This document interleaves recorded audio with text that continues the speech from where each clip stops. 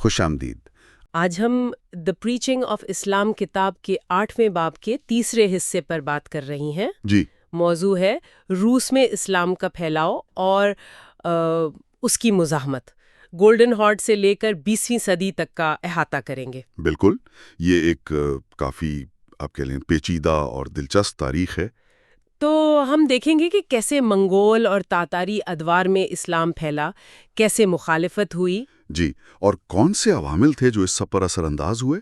چلیے شروع کرتے ہیں پھر۔ جی ضرور، ہم ازبک خان کی کوششوں سے بات شروع کریں گے، پھر روس میں عیسائیت کی قبولیت، اور پھر صدیوں تک جو اسلام اور عیسائیت کے بیچ کشمکش رہی اس پر بھی بات ہوگی۔ ٹھیک ہے، تو سب سے پہلے ازبک خان، جی گولڈن ہارڈ کے حکمران 1313 سے 1340 تک۔ جی ہاں، ازبک خان وہ اسلام پھیلانے کے لیے بہت پرعزم تھے۔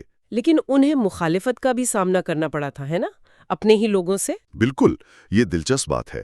کچھ سرداروں نے کہا بھی کہ بھئی ہماری اطاعت کافی ہے، آپ کو ہمارے مذہب سے کیا لینا دینا۔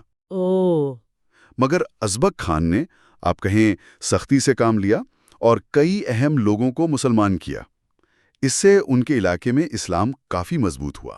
اور انہی کے نام پر ازبک قبائل کا نام پڑا۔ جی، وسطی ایشیا کے ازبک قبائل کا نام انہی کی نسبت سے ہے۔ لیکن ایک طرف یہ مذہبی جوش تھا، دوسری طرف آپ نے ذکر کیا تھا کہ وہ عیسائی رعایا کے ساتھ کافی روادار تھے۔ جی ہاں، اور یہ ایک اہم نقطہ ہے۔ اپنی تمام تر مذہبی کوششوں کے باوجود ازبک خان نے عیسائیوں کو کافی مذہبی آزادی دی۔ اچھا۔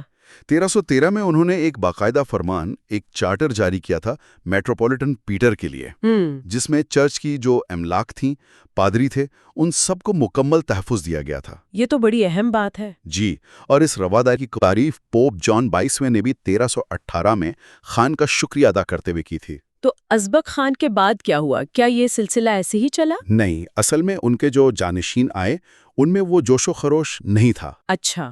اور ویسے بھی اگر دیکھا جائے تو روس پر منگولوں کا جو مذہبی اثر تھا وہ کہ بہت گہرا نہیں پڑ سکا۔ کیوں؟ اس کی بڑی وجہ یہ تھی کہ روسی قوم تو منگول حملوں سے تقریباً 3 صدیاں پہلے ہی عیسائیت قبول کر چکی تھی۔ ہاں، یہ بھی ایک اہم موڑ ہے۔ یہ عیسائیت قبول کرنے کی کہانی کیا تھی؟ سنا ہے پہلے اسلام کی دعوت بھی پہنچی تھی۔ جی بالکل، 10ویں صدی میں وولگا کے علاقے کے جو بلغاریائی مسلمان تھے انہوں نے روس کے حکمران ولادیمیر کو اسلام قبول کرنے کی دعوت دی تھی۔ لیکن وہ کامیاب نہیں ہوئے۔ نہیں، وہ کوشش ناکام رہی۔ وجہ یہ بتائی جاتی ہے کہ ولادیمیر ختنے پر اور خاص طور پر شراب کی ممانعت پر راضی نہیں ہوئے۔ اچھا۔ کتاب کے مطابق تو انہوں نے یہ تک کہا کہ شراب نوشی روسیوں کی زندگی کی خوشی ہے۔ تو ثقافتی پہلو غالب آ گیا۔ بالکل۔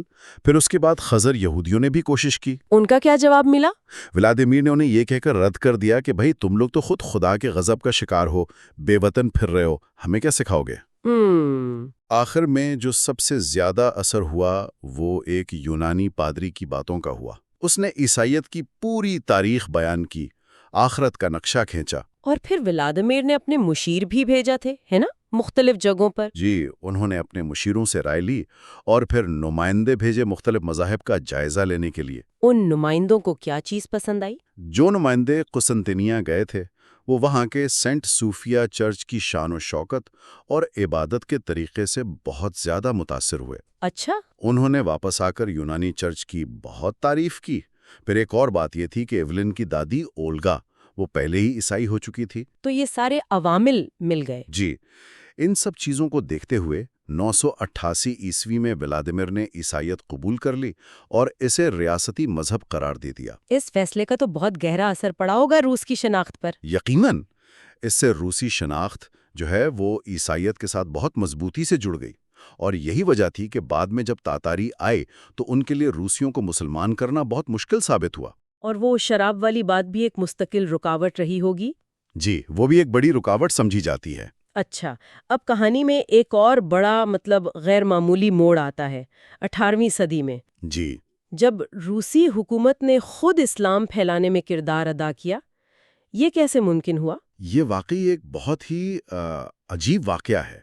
روسی حکومت نے تاتاری ملاؤں کو بھیجا وسطی ایشیا کے کرگیز قبائل میں۔ کس لیے؟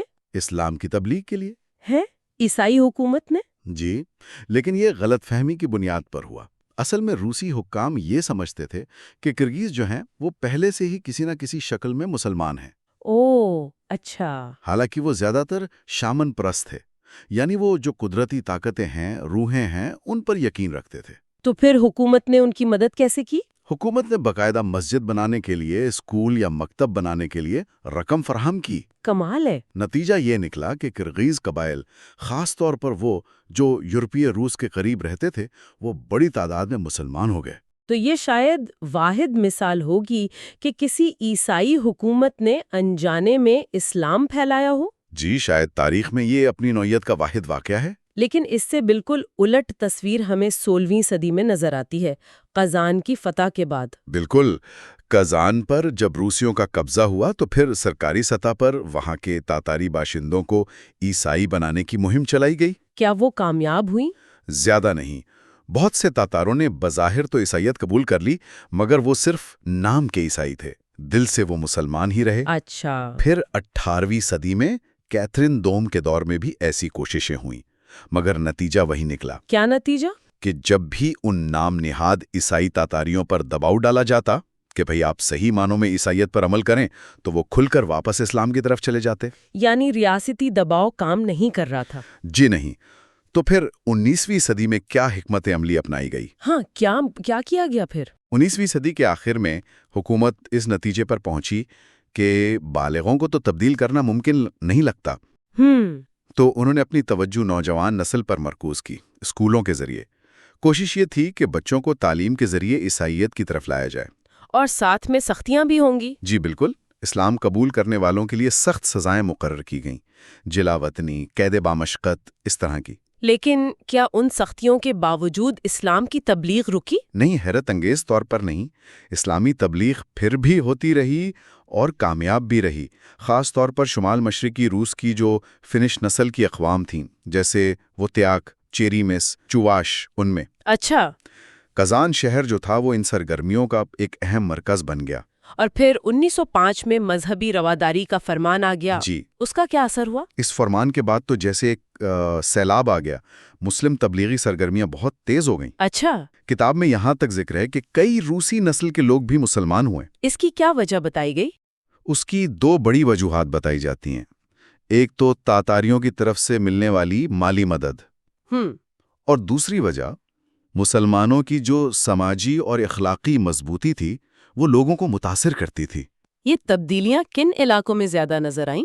خاص طور پر وہی قبائل ووتیاق، چیریمس، چواش، جن کا ہم نے پہلے ذکر کیا، جو پہلے رسمی طور پر عیسائی ہو چکے تھے، اب وہ تیزی سے اسلام قبول کرنے لگے۔ چیریمس کا ذکر خاص طور پر ہے شاید؟ جی ہاں، چیریمس میں تو یہ بھی ہوا کہ تاتاری زبان اور ثقافت کے اثرات بھی مذہب کی تبدیلی کا باعث بنے۔ لوگ تاتاری لباس پہننے لگے، تاتاری زبان بولنے لگے، اسے بہتر سمجھنے لگے۔ تو یہ صرف مذہبی تبلیغ نہیں تھی، ثقافتی کشش بھی تھی۔ بالکل، اور اس کے علاوہ ایک اور اہم بات جو کتاب میں بتائی گئی ہے، وہ ہے مسلم معاشرے کے اندر پایا جانے والا مضبوط سماجی ڈھانچہ۔ یعنی جو لوگ نئے مسلمان ہوتے تھے، ان خاندانوں کی عملی طور پر مدد کی جاتی تھی، گھر بنانے میں مدد، مویشی خریدنے میں مدد، یہاں تک کہ مسجد کی تعمیر میں بھی سب مل کر حصہ ڈالتے تھے۔ تو یہ کمیونٹی سپورٹ بہت اہم ثابت ہوئی۔ جی، یہ سماجی حمایت بہت اہم تھی۔ تو اگر ہم اس ساری بات چیت کا خلاصہ کریں تو روس میں اسلام کی تاریخ بہت ہی اتار چڑھاؤ والی رہی ہے۔ جی بالکل۔